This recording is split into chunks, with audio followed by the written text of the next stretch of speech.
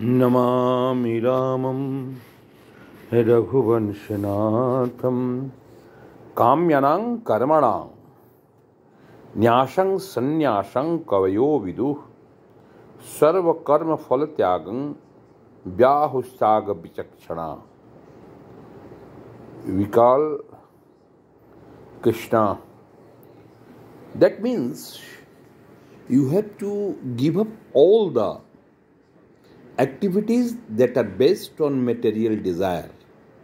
Is what get learned mean called the renounced order of life, sannyasa. And giving up the results of all activities is what the wise call renunciation, tyaga. We have to discuss here. Repeatedly, Lord Krishna is speaking that your desire based of material, that should be given up. तुम संसार की चीजों को पाने के लिए मेरी भक्ति का प्रयोग करते हो. भगवान रुपया दे दो, भगवान धन दे दो. संसार भगवान क्या देगा ये भगवान के ऊपर छोड़ दो. Then you will find the real sense of life. सुनिश्चित किए हुए कर्मों को करो, लेकिन कर्म के प्रति जो उपजा हुआ भाव है अहंकार, उसका त्याग करते हुए कर्म से क्या फल प्राप्त होता है उसके बारे में भी तुम किंचित चिंता मत करो. कर सर्व कर्म फल त्यागं प्राहुस्त्याग विचक्षणा. And giving up the result of all activities is what the wise call renunciation, tyaga. Renunciation means tyaga. The performance of activities for result has to be given up. This is the instruction of Bhagavad Gita. But activities leading to advanced spiritual knowledge are not to be given up. तुम्हें त्याग करना है, लेकिन तुम सांसारिक चीजों के प्राप्ति के प्रति कृष्ण भक्ति को लगाते हो, ये उचित नहीं है. तुम्हारे अंदर वो संवेदना पैदा हो, कृष्ण की भक्ति पैदा हो, कृष्ण के प्रति प्रेम पैदा हो, वो स्पिरिचुअलिटी, वो भक्ति तुम्हारे अंदर जगे.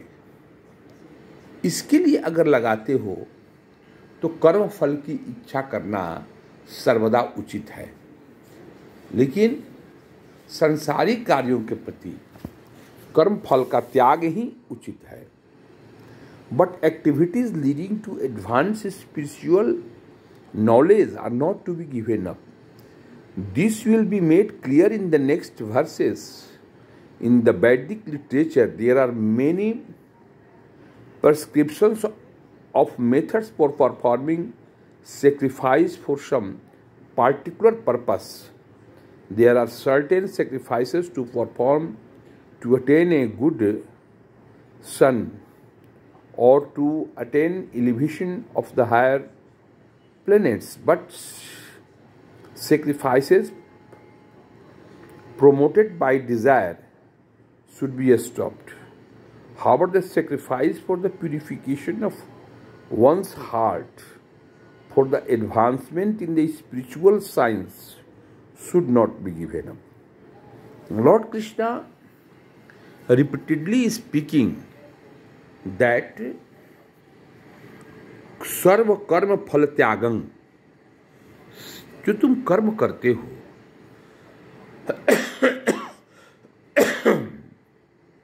जो तुम कृष्ण भक्ति करते हो, उसके कर्मों का फल का तुम त्याग कर दो.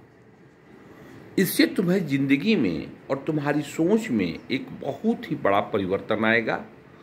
उस परिवर्तन से तुम कृष्ण के सही रूप को देख पाओगे. वरना धन, पुत्र, संसार की सुखों की प्राप्ति के लिए निमित्त जो वैदिक क्रियाएं हैं करते रहोगे और तुम देवत्व को प्राप्त कर सकते हो,